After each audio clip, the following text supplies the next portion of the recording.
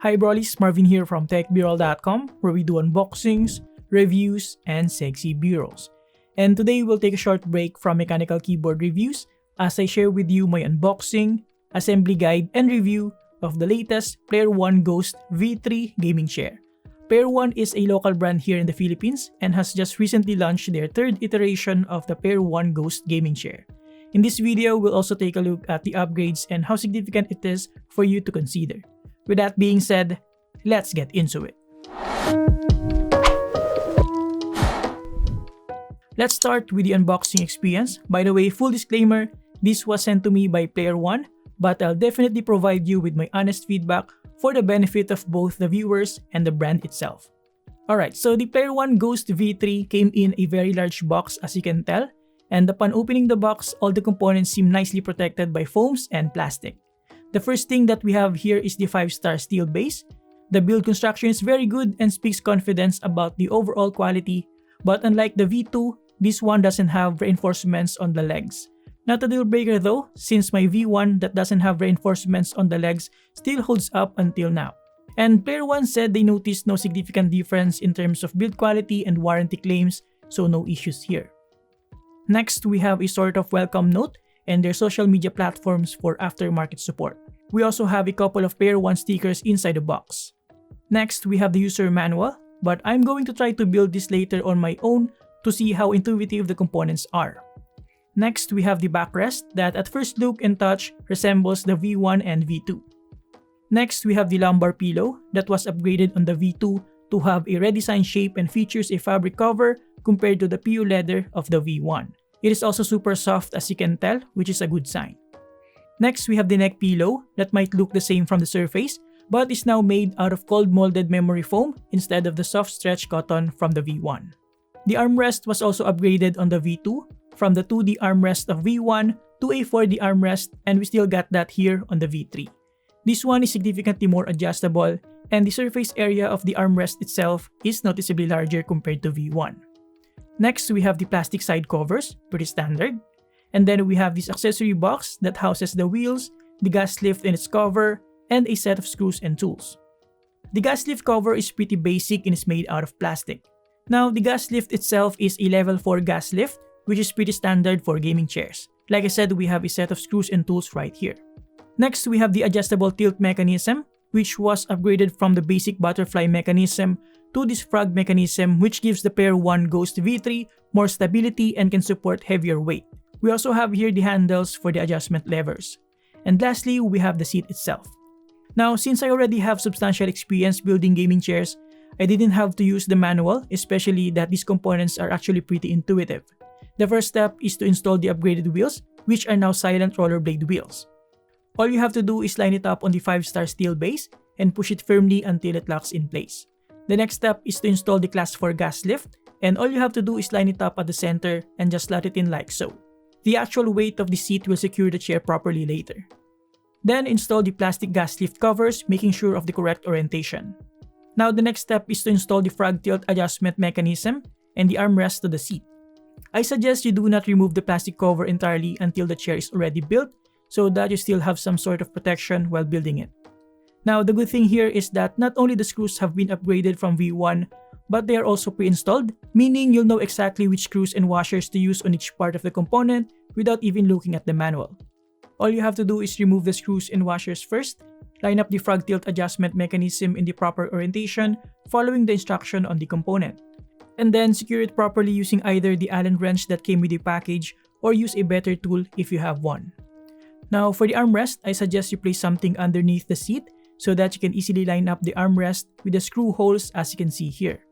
After that, you can now secure the armrest, and you can actually adjust the spacing of the armrest depending on your preference. You can slide it in narrower or wider. Next, install the plastic lever handles like so, making sure of the correct orientation and make sure that they lock properly in place. The next step is to install the seat on the gas lift and the 5-star steel base. Ideally, it is best to do this with some help, since the 5-star steel base will definitely move around as you can see me here struggling. What I did to accomplish this alone is I turned it sideways and then installed the 5-star steel base like so. I should have done this after my first attempt and could have saved me some frustration, but at least now you know. Next is to install the backrest to the seat And honestly, this is the most frustrating part of the assembly process, especially if you're building this alone. The brackets on both sides are wider than the actual width of the back seat, and there's no guide at all. So you have to squeeze it in while holding the backrest and at the same time lining up the screws and tightening them, which I'm not gonna lie, a pain in the butt. I really suggest you get some help with this part of the assembly process. Now the next step is to install the side plastic covers. You'll have to use the included small screw and screw covers that came with the package. And we're almost done. The next and final step is just to install the neck and the lumbar pillow.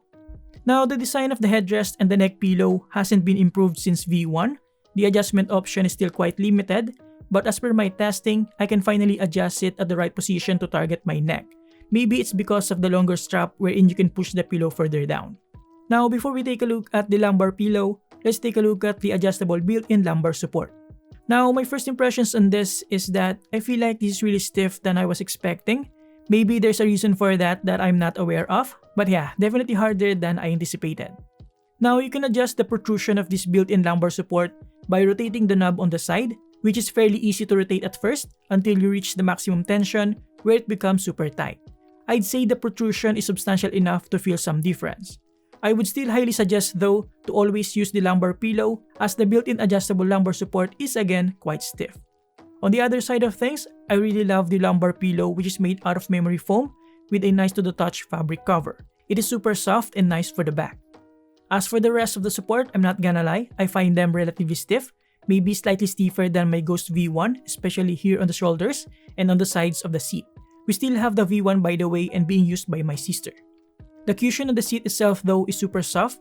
I really like it. As you can tell compared to the side supports, this has a substantial bounce on it when being compressed. However, the width of the seat and the side supports seems about the same with my V1, if not narrower.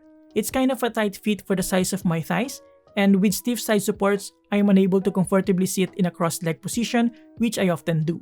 Now, that doesn't mean it's bad. Your mileage may vary of course depending on your body size and preferred sitting position.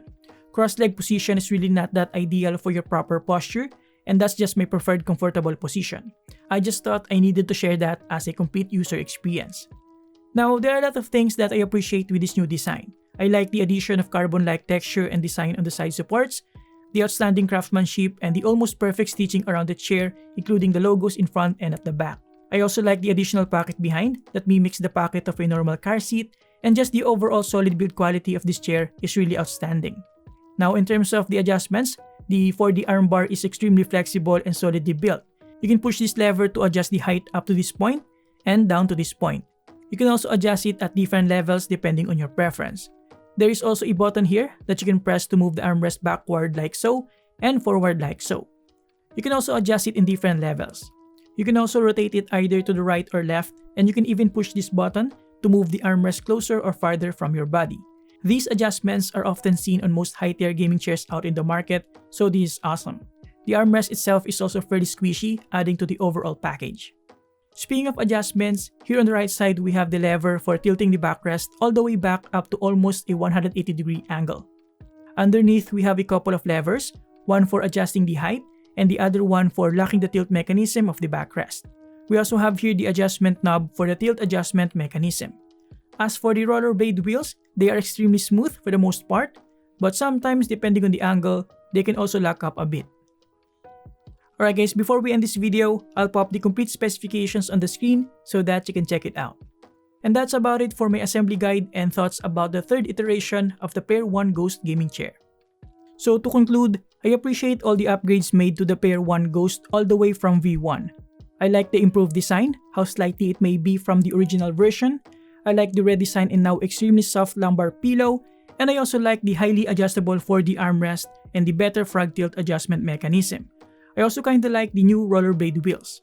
Now, the adjustable built-in lumbar support is a welcome addition, though I hope it was softer so that I can choose to not use the lumbar pillow if it was enough already. I also hope the side supports are softer and that the width of the seat and its supports are wider than before so that it can accommodate wider individuals like myself. Again, your mileage may vary. Aside from that, the build quality is really outstanding and the features and everything it has to offer can stand up against the titans of the gaming chair industry. I'm looking forward to the V4 or maybe another model for a breath of fresh air in the Pair 1 gaming chair lineup. And there you have it guys, thank you for watching. Huge thanks to player 1 for sending this in. You can get this from the link below. Thank you for watching, subscribe if you like this, and see you next time. Have a great day guys, you're awesome.